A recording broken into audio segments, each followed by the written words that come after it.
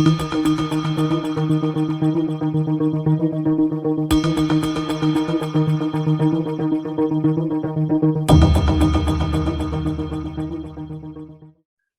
my name is Jeroen Roppe. I work as a spokesperson for Visit Brussels, which is the Brussels agency for tourism, cultural communication, and city marketing. As you probably know, Brussels is the most cosmopolitan city in Europe with the highest percentage of people of foreign origin. And we are not only the capital of Europe, but also strategically located. By train, it takes less than 2 hours to get from London, Paris, Amsterdam, and Cologne to the center of Brussels.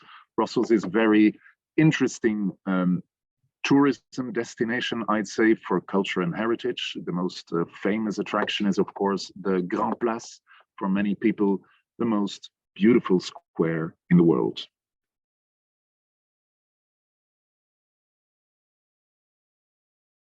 Well, since we are approaching 2023, I would definitely go for Art Nouveau.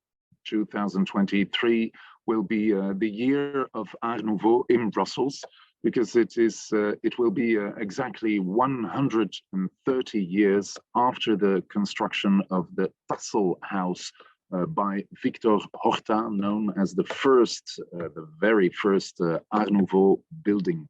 And that is why in 2023 we celebrate Brussels as the capital of European Art Nouveau throughout the year, with beautiful houses and monuments that will be open to the public, the opening of a new museum, and other activities, of course, throughout the years. Personally, my favorite would be the Comic Strip Museum, because it is situated in a beautiful Art Nouveau building, and it focuses on the comic strip, an art form that is, I'd say, very typical for Brussels.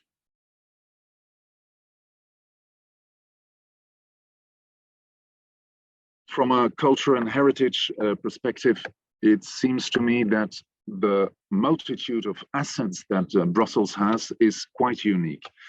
Brussels isn't just the capital of Europe, it is the world capital of Art Nouveau. It is also the capital of surrealism, with the largest René Magritte collection in the world.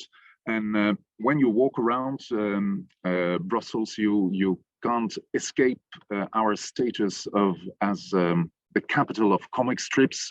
So Brussels is also seen as the capital of contemporary art. We have our Renaissance Festival, because Brussels has much to offer, I think, if you're interested in the 15th or 16th century.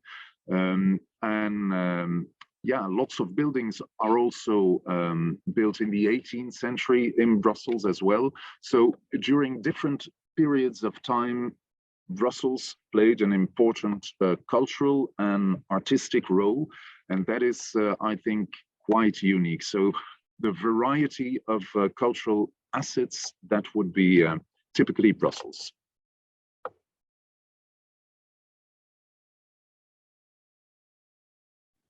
To combat over-tourism, we try to spread tourism. That is a strategy that we adopted years ago.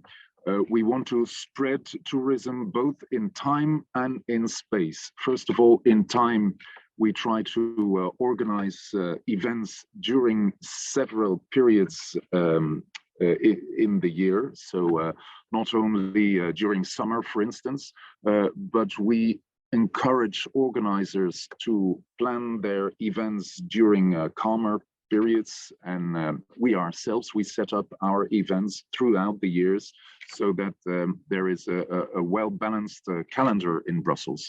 We've succeeded in finding, I think, a balance between leisure tourism that usually takes place during weekends, and business tourism that is more of a phenomenon at weekdays. So we really strive towards a 50-50 balance.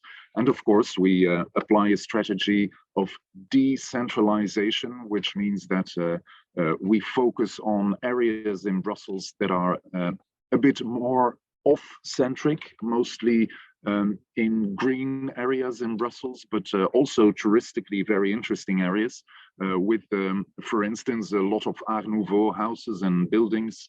So the idea really is that people who visit Brussels for a second or third time don't limit themselves to the hypercenter of the city, but opt for the more peripheral areas that have a lot to offer to tourists as well.